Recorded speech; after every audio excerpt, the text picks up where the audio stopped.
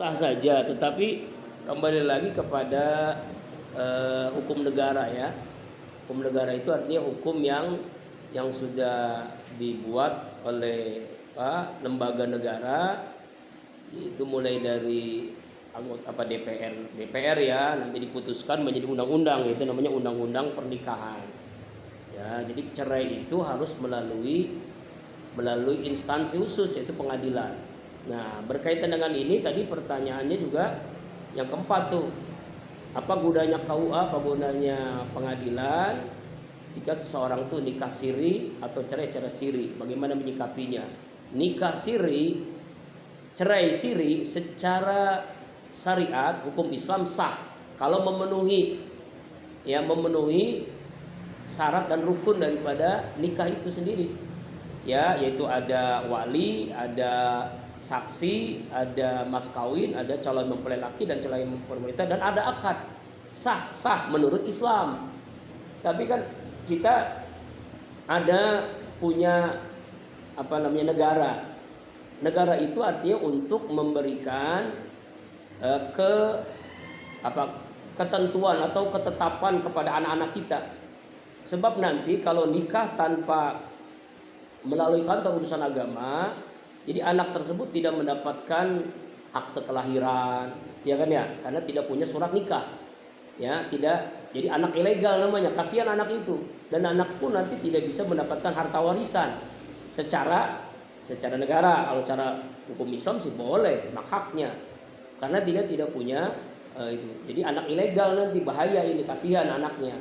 Dan juga nanti dalam kasus harta gono gini, dalam Islam memang tidak ada, tapi ini bagian daripada hukum negara ya. Nah, begitu pula dengan bercerai tanpa melalui pengadilan, secara agama sah kalau sudah suami menjatuhkan talak kepada istri, 1 atau 2 ya, apalagi 3. Kalau 3 udah nggak bisa lagi kembali ya, kecuali dia nikah lagi. Jadi secara Islam itu sah, saya telak ya kamu ya, saya cerai kamu, udah jatuh saat itu juga. Jadi tidak boleh berhubungan suami istri lagi karena sudah talak. Ya, tetapi kita punya lembaga namanya pengadilan agama, agar ada kejelasan status nanti wanita yang istri yang kita ceraikan itu untuk menikah kembali dengan laki-laki lain. Kalau tidak punya surat akte surat cerai, itu istri tidak bisa menikah lagi. Ya, tidak bisa menikah lagi karena dia statusnya nggak jelas. Statusnya apakah masih suami menjadi istri dari suami yang pertama atau sudah benar-benar cerai, karena tidak ada surat, sudah ada catatan di pengadilan agama dia sudah bercerai. Sebenarnya itu sama dengan begini, kita kan bisa motor, bisa mobil, silahkan. Tetapi kita bisa motor, bisa mobil itu ketika di jalanan ada razia polisi karena tidak punya SIM, maka kita dianggap pengemudi ilegal, supir ilegal. Maka kita bisa ditangkap atau bisa diberikan sanksi karena tidak punya SIM, surat izin menikah, maksudnya surat izin mengemudi. Seperti itu boleh kan? Boleh nggak kita nggak punya SIM kemana-mana? Boleh. Yang penting tidak ada polisi, ya kan ya? Tidak ada yang merazia kemana-mana, kita enjoy saja. Tapi ketika ada razia, nah itu masalahnya nanti. Nah, seperti itu sebenarnya. Sebenarnya Islam itu mengajarkan ya kejelasan status. Ya, anak kita pun harus ada kejelasan status. Kejelasan status itulah ada pencatatan, namanya kantor urusan agama yang mencatat, pengadilan agama yang mencatat. Jadi ada bukti resmi dia telah menikah, bukti resmi dia telah bercerai. Ya. Jadi ini bagian daripada kita ini taat kepada agama dan taat kepada negara. Sekelasnya Habib Rizik saja kemarin menikah lewat kantor urusan agama, ada bukti surat nikahnya, ada dari kantor urusan agama yang melihat, yang menyaksikan. Sebenarnya nanti kalau antum semua menjadi di ASN atau tenaga honorer di kantor urusan agama, ya nanti nggak harus menikahkan. Sebenarnya menikahkan itu adalah walinya. Kalau walinya bisa ya silakan wali, ya kan? Atau ustadz atau kiai atau ajengan atau habib yang menikahkan sah. Kalau kita hanya cuma mencatat doang, tugas kita mencatat. Nah ketika wali itu menyerahkan kepada petugas, nah itu tugasnya sekaligus bukan hanya mencatat tapi juga ya membantu akad pernikahan menjadi sah atau tidaknya akad pernikahan baik secara negara ataupun secara agama. Itu ya. Ini jadi menyambung yang berita viral dan masalah tadi KUA dan pengadilan. Jadi sah menurut agama tapi tidak sah menurut negara bercerai langsung saat itu. Tidak sah menurut negara, dia harus lewat pengadilan, ya, lewat sidang. Ya, lewat sidang. Biasanya sidang itu enggak sekali 2 kali. Bisa 3 kali, bisa lebih. Karena memang untuk memastikan ini benar enggak kamu menceraikan walaupun baru nikah begitu kan. Nah ini ya, apa karena emosi sesaat atau karena apa kan? Nah, itu jawabannya. Yang ketiga langsung ya. Video call. Ulama berbeda pendapat ya. Tetapi MUI melalui Majelis Ulama Indonesia fatwanya itu sudah mengatakan sah ketika memenuhi syarat rukun nikah. Sah ketika memenuhi syarat rukun nikah. Apa itu? Tadi sudah disampaikan di makalah ini ya, bahwa rukun nikah itu kan ada apa? Ada ijab, ada qabul, ada calon mempelai laki-laki, ada calon mempelai wanita, ada wali, ada saksi. Kemudian ya kan syarat ijab qabulnya ya kan ya adalah orang yang sudah dewasa, sehat rohani, bukan anak kecil atau bukan gila. Ijab dilakukan dalam satu majlis. Dalam satu majlis itu enggak harus satu majlis dalam pengertian di tempat itu, tapi yang penting video call-nya itu benar-benar tidak ada halangan apapun, baik halangan internetnya ya kan ya, halangan sinyalnya dan sebagainya yang mengakibatkan terpisah antara kalimat ijab dan kalimat qabul. Kalau tidak terpisah, walaupun calon suaminya ada di Amerika, ada di Australia atau di dunia mana begitu kan, yang penting di dunia bukan di mana gitu, bukan planet Mars, bukan ya, misalnya di Afrika, di Cina atau dimanapun. Nah sedangkan calon wanitanya ada di sini, sah ya, semuanya ada di situ ya. Ucapan pun tidak ngarang-ngarang ucapan. Ucapan kalau pakai bahasa Arab ini ya, saya tulis di sini ucapan pakai bahasa Arab dengan terjemahannya. Nah ini ucapannya nih dari kalimat ijab. Berarti kalimat ijab ini dari siapa nih? Wali. Wali itu ada 2, wali mujbir, wali hakim. Kalau wali mujbir itu adalah ayah, ya kan, kakek, kakak, adik, paman dan seterusnya. Pokoknya wali mujbir. Kalau wali hakim yaitu yang penghulu kantor urusan agama atau amil. Ya, amil yang dipercaya oleh masyarakat setempat. Ya, itu ustadz, kiai, ajengan dan seterusnya. Apa kalimatnya? Ini nih. Ankahtuka au wazawwajtuka. Boleh 1, boleh 2. Boleh kalimat ankahtuka doang sudah boleh.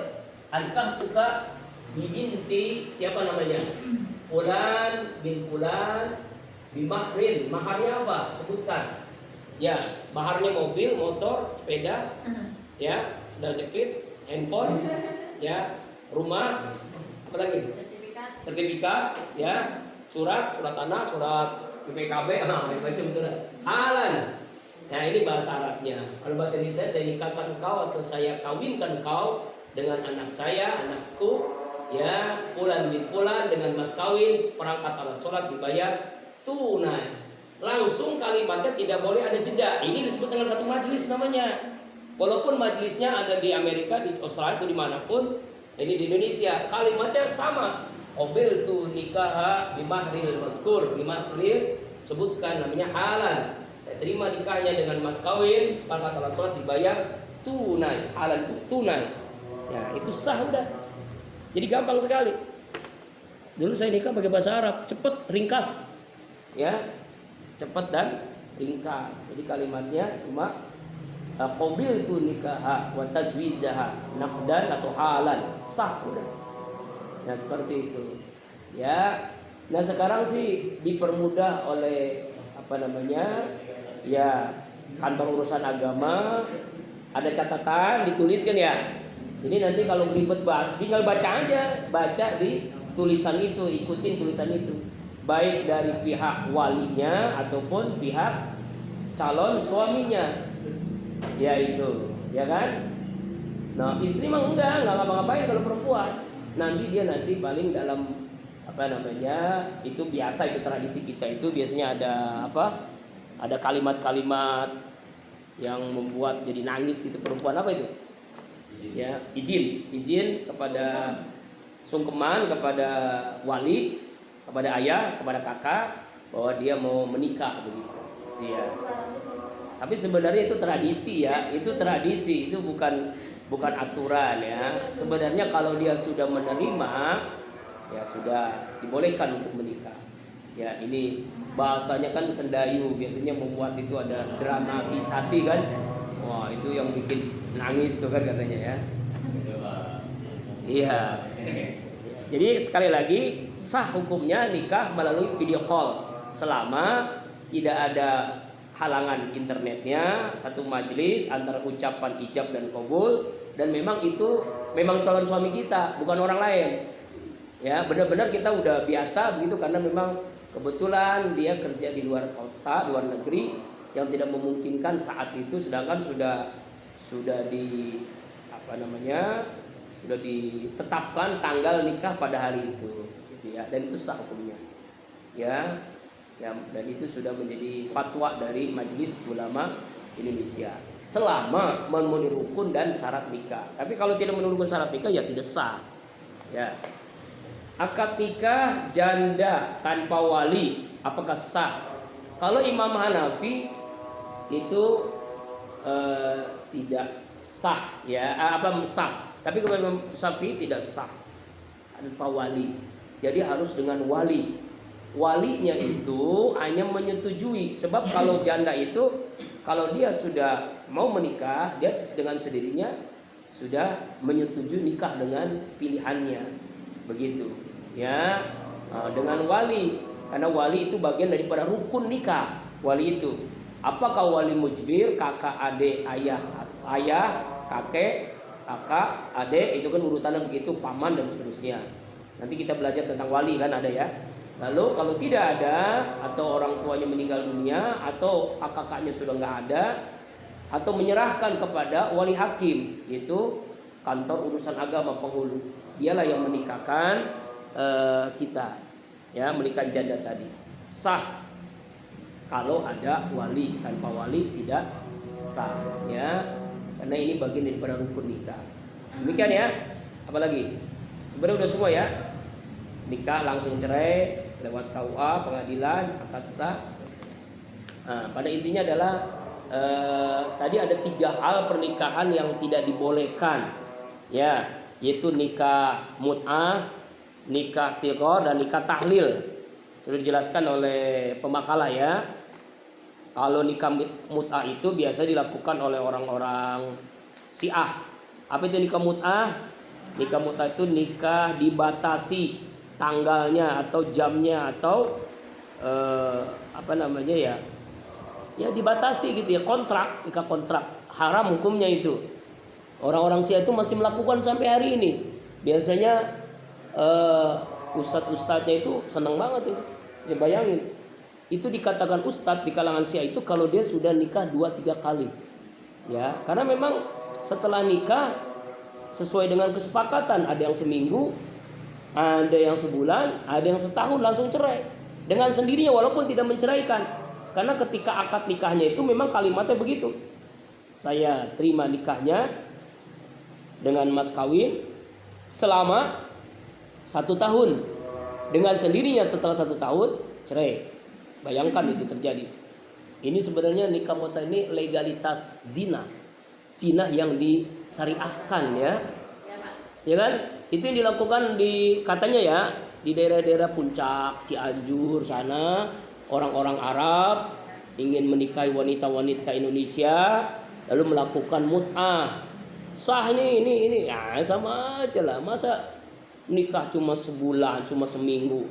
Apa bedanya dengan pelacur? Ya kan ya? Jadi haram nikah mut'ah itu hukumnya haram. Yang kedua nikah sighar. Nikah sighar itu adalah seorang wali menikahkan anaknya dengan syarat agar laki-laki tadi mengaumi putra dengan tanpa bayar mahar, tanpa menggunakan mas kawin, itu juga tidak boleh, ya kan ya. Ya, atau juga dengan kalimat-kalimat seperti ini. Ya, tidaklah saudara dapat menjadi istri anak saya sebelum anak saudara jadi istri saya. Jadi kalimatnya begitu. Saya mau menikahkan kamu kalau saudara kamu jadi istri saya. Nah, itu nikah sigor tuh di zaman jahiliyah itu bisa dilakukan itu ya. Nah, atau juga menjadikan kelamin sebagai hak bersama, di mana kelamin masing-masing yang dijadikan sebagai pembayar mahar yang satu pada lainnya, padahal perempuan tidak mendapatkan faedahnya. Jadi maharnya itu dengan orang lain, dengan begitu disyaratkan begitu. Nah, ini namanya nikah sighar, hukumnya haram, tidak sah. Ya, lalu yang terakhir nikah tahlil ya. Apa nikah tahlil tadi?